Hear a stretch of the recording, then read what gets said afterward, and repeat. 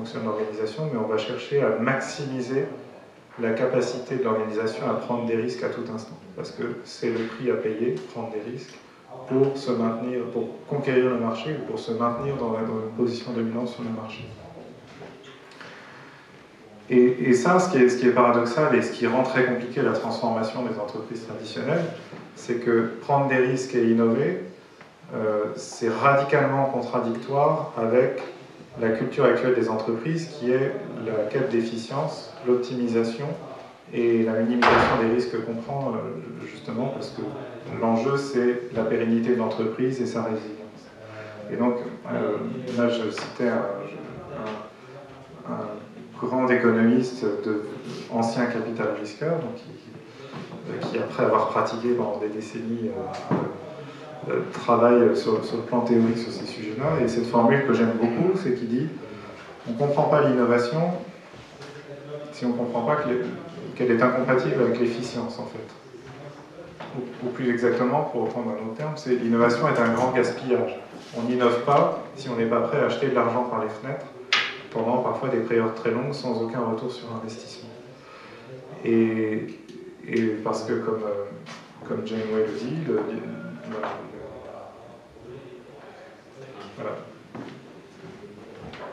Innover, c'est essayer et échouer, puis échouer à nouveau. Et donc le grand défi que sont en train de relever les gens qui pensent la nouvelle GRH, et qui la mettent en pratique dans ces entreprises numériques, c'est comment on installe cette culture de l'échec, puis de l'échec à nouveau, puis de l'échec à nouveau, parce que seule cette culture permet à l'organisation dans son ensemble de prendre les risques qu'il faut prendre pour avoir une chance de conquérir son marché et de le dominer durablement. Alors il faut manager l'innovation, il faut manager la transgression. Pour ça, on commence à comprendre que les organisations les plus agiles, les plus dynamiques ou les plus résilientes dans l'économie numérique sont celles où on ménage aux salariés une capacité à se rebeller ou à transgresser les règles en quelque sorte. Et ça, c'est profondément incrusté dans la culture des seigneurs de ces entreprises-là, c'est les ingénieurs logiciels, qui, comme vous le savez, se pensent eux-mêmes comme des hackers. Ils ont été formés à ça, à déjouer tous les problèmes qu'on rencontre quand on fait du développement informatique, à faire des miracles avec quelques bouts de ficelle,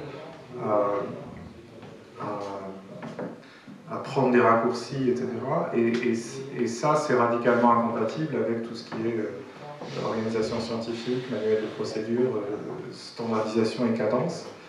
Et la nouvelle GRH, c'est une GRH qui est confrontée à ce défi-là, c'est comment on accueille cette culture de la transgression et de la rébellion dans l'entreprise, l'entreprise étant plutôt le monde de la subordination, de la soumission et du respect qu'on doit à son patron. Il faut aussi manager l'itération permanente, c'est-à-dire le fait que l'entreprise change de jour en jour. Elle peut se déplacer parfois sur des distances très longues, d'un métier à un autre. Elle va déserter un marché, chercher à en conquérir un autre. Elle va chercher à protéger sa position sur un marché tout en se déployant dans un nouveau métier. Je parlais d'Elon Musk et de l'automobile tout à l'heure. Elon Musk n'est pas le seul à s'intéresser à l'automobile. Apple s'intéresse à l'automobile, comme vous savez. Google encore plus.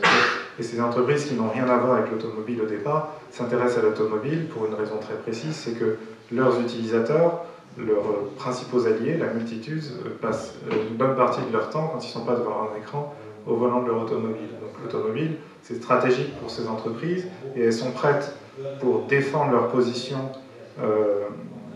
et leur alliance et leur lien privilégié avec leurs utilisateurs à se diversifier dans un métier qu'elles ne maîtrisent pas du tout. Et donc ces itérations permanentes, l'itération du même produit qu'on va changer, faire évoluer en permanence, l'itération du métier qu'on va diversifier à l'infini, l'itération de la stratégie qu'on va devoir radicalement adapter du jour au lendemain parce que des nouveaux entrants, des nouvelles startups bouleversent les conditions d'exercice de la concurrence.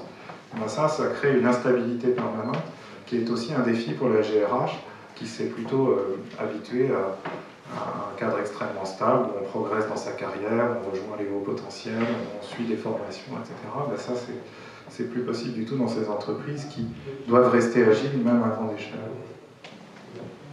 Enfin, j'ai parlé tout à l'heure, ce n'est pas par hasard du problème de l'allongement des distances, de tous les problèmes liés au fait que les salariés n'arrivent plus à se loger à proximité de leur lieu de travail. On commence à voir des entreprises numériques qui résolvent ce problème en renonçant à rassembler tous leurs salariés au même endroit et en laissant en fait les gens libres d'habiter où ils veulent, question de voyager en changeant tous les mois de lieu de résidence, pourvu de rester joignable, disponible, de se prêter à un certain nombre de rendez-vous, de meetings, de conf calls, etc.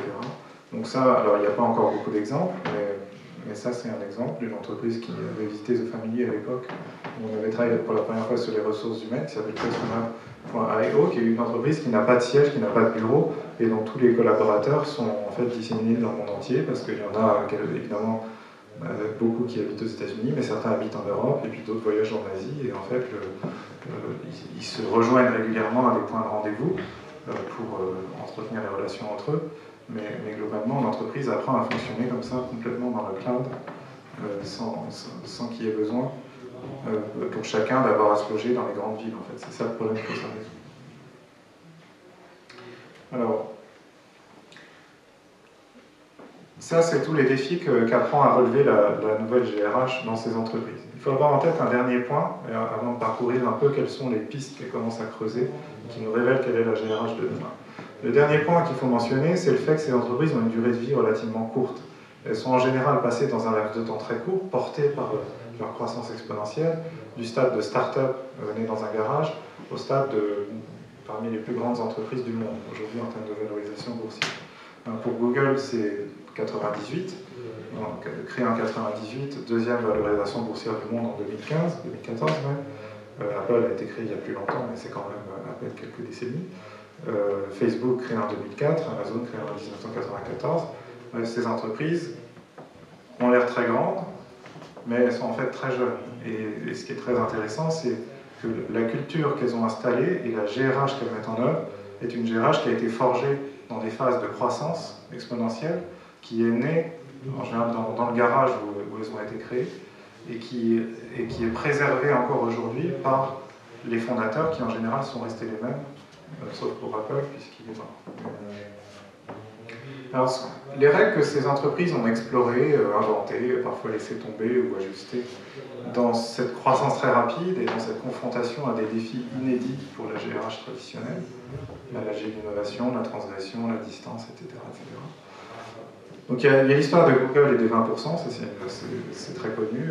Certains prétendent même que c'est un mythe, que ça concerne en fait une toute petite minorité de salariés, etc. Mais c'est l'idée selon laquelle, comme Google doit en permanence créer des relais de croissance, que sa position dominante sur le marché de la recherche en ligne est fragile, parce que tôt ou tard, soit quelqu'un viendra contester cette position et fera s'effondrer Google, soit les utilisateurs eux-mêmes ne chercheront plus l'information de la même manière. Et donc, Google a un impératif d'innovation et de diversification qui leur a fait installer cette règle d'incitation des salariés à consacrer un peu de temps, en plus de des tâches assignées par l'entreprise, à créer des nouvelles choses qui peuvent se révéler les produits qui généreront la croissance de Google demain. Deuxième exemple, c'est Amazon et le web service. Alors, je ne sais pas qui d'entre vous est familier de la notion de web service. Les web services, c'est les... Non, qui connaît les web services?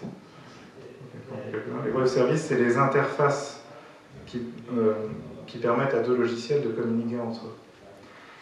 Amazon est devenu le leader mondial du cloud computing parce que, à un moment de son histoire, Jeff Bezos a décidé que c'était trop difficile de piloter cet immense système d'information intégré, qui était celui d'Amazon, et il a imposé à il a fait une sorte de découpage fonctionnel de son organisation et imposé à chaque unité fonctionnelle de son organisation de s'isoler avec son propre système d'information et de ne communiquer avec le reste de l'entreprise, enfin le reste du système d'information de l'entreprise, qu'à travers des web services. Alors ça a été un chantier sanglant, ça a pris des années, il y a eu beaucoup de casses, beaucoup de départs, beaucoup de crises de larmes, j'imagine, parce que c'est une conduite du changement redoutable que de déployer des web services dans toute une organisation. Mais au terme de ce chantier, qui a été couronné de succès finalement, toutes les unités fonctionnelles au sein d'Amazon étaient isolées avec leur propre système d'information autonome, ayant ainsi retrouvé beaucoup d'agilité, et communiquant avec le reste de l'organisation à travers des web services. Et c'est ça qui a permis à Amazon, dans un deuxième temps, enfin dans un premier temps, ça a permis à Amazon de rationaliser son système d'information en le découpant en unités indépendantes, de rendre chacune de ces unités beaucoup plus agile et beaucoup plus innovante. Donc vous voyez comment ça sert l'objectif d'innovation et d'agilité. Et puis ensuite, surtout, ils se sont aperçus que comme ils avaient appris à communiquer entre eux via des web services, ils pouvaient commencer à ouvrir ces web services vers l'extérieur et communiquer avec des gens de l'extérieur qui n'avaient rien à voir avec Amazon. Et en fait, tous ces web services rassemblés sur une même plateforme, ça donne Amazon Web Service, c'est-à-dire la plus grande plateforme de cloud computing du monde, qui propulse des applications qu'on utilise tous les jours, telles que Netflix, peut-être Tumblr, je ne sais plus, Airbnb, je pensais en partie sur Amazon Web Service, et même la campagne d'Obama a été conduite sur Amazon Web Service. Et donc ça, quels enseignements sont à tirer en termes de GRH? C'est que plutôt que de tout rationaliser de façon pyramidale, de construire ces grandes cathédrales que sont les grands systèmes d'information des grandes entreprises traditionnelles, Jeff Bezos a voulu assumer l'impératif d'agilité et d'innovation, de ménager de l'indépendance à des unités qui se sont isolées même du point de vue du système d'information, ce qui en plus a permis à Amazon de générer un relais de croissance à travers le cloud computing. Alors après, on a tous vu ça, notamment dans le film, comment Facebook recrute ses développeurs, il les recrute non pas principalement à travers des entretiens d'embauche, mais surtout en leur faisant subir des épreuves pratiques dans une ambiance de compétition et d'émulation que sont les hackathons, qui sont maintenant devenus un instrument privilégié pour faire connaissance avec des développeurs, détecter qui sont les bons, et puis les approcher pour en faire des collaborateurs.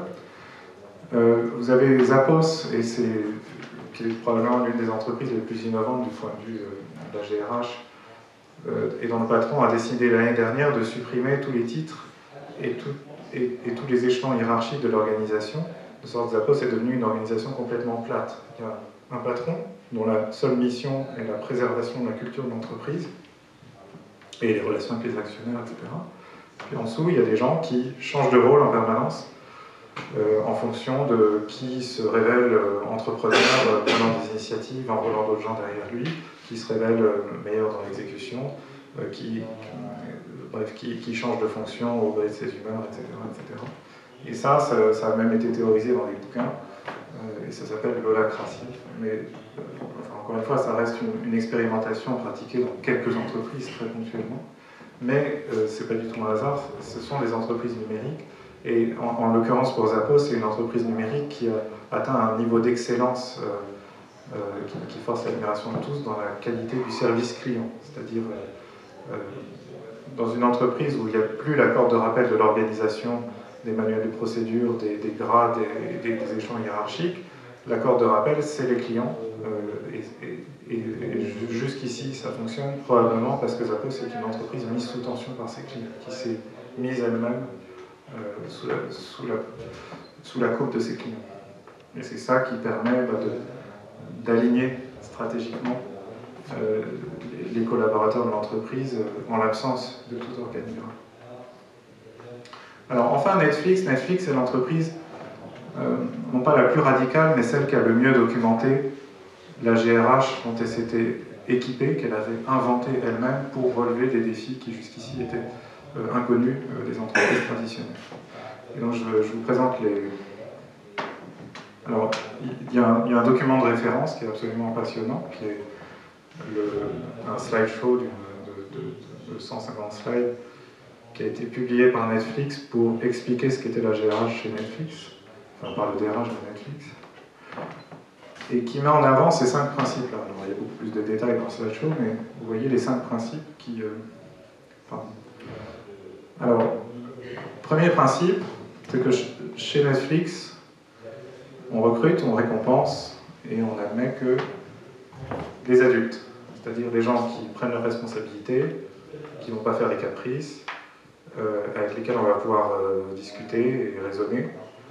On connaît tous les différences entre les enfants et les adultes, mais il se trouve qu'après un certain nombre de problèmes avec des salariés qui se comportaient comme des enfants, ils ont arrêté ce principe-là et j'imagine détailler ce qu'ils entendent exactement par adulte, mais on voit tous l'idée. Deuxième principe, c'est une transparence totale sur la performance, c'est-à-dire